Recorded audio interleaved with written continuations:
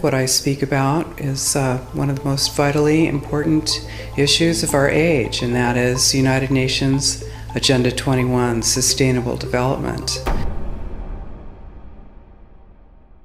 It is the inventory and control plan. Inventory and control of all land, all water, all minerals, all plants, all animals, all construction, all means of production, all food, all energy, all information, and all human beings in the world. And this is a plan that was agreed to by 179 nations. It's called the Agenda for the 21st Century. So many of us around the world think that, sustainable development, it just sounds so great. Isn't it about recycling and creative reuse and creating energy and food resources for everyone? And the answer is no, it really is not. It's about moving populations into city centers, concentrated city centers, and clearing them out of the rural areas. The individual's rights should be balanced against the rights of the community.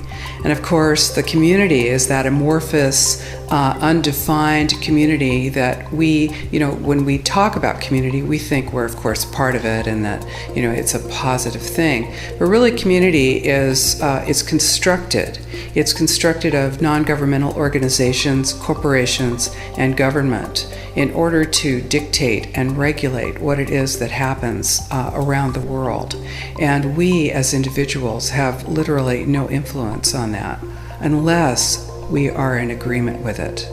And that is something that we wanted to expose to the world. And the reason that we created the Post-Sustainability Institute was in order to stop regional plans, because regionalization is the stepping stone to globalization. And globalization is the standardization of all systems.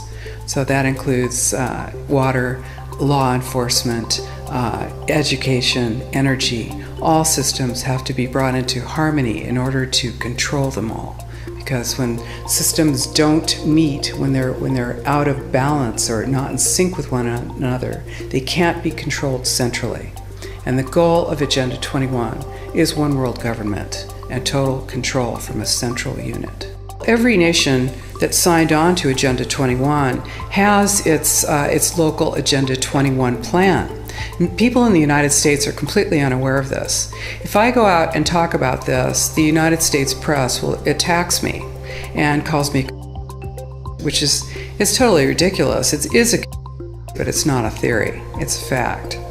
The three pillars of United Nations Agenda 21 are economy, ecology, and equity, the three E's, the social equity. And everyone sort of thinks that they know what that means, the idea of social equity. It must mean that, everyone's going to have access to clean water and clean air, and no one's property is going to be used as a dumping ground because they are at a poverty level. But really what social equity is about impoverishing huge portions of the population and bringing down the developed nations. And while this sounds like, it sounds almost like in the United States you'd call that a right-wing point of view, a conservative right-wing point of view. I personally am a liberal. The idea that something this drastic, this radical would be happening worldwide without people knowing it. All you have to do is look at austerity measures, restrictions on transfers of wealth, additional restrictions on land use, ability to produce, to use your energy, your water, your industry. All of this is happening in developed nations. So when you have your infrastructure attacked like that, it's going to have a tremendous impact on your ability to prosper, as well as the idea that everything that we're looking at now is destined to collapse our economies. And what major corporations want in this development is to be able to have full movement of workers without borders or boundaries, to be able to move their goods through without regulations, and to reduce wages. And so this is the goal. So this is what you find with social equity. The mainstream media is owned by 5 major corporations, and you're not going to get this information from the mainstream press. So you need to be your own press. You need to educate yourself. You need to get out there and educate your neighbors, your community, your real community.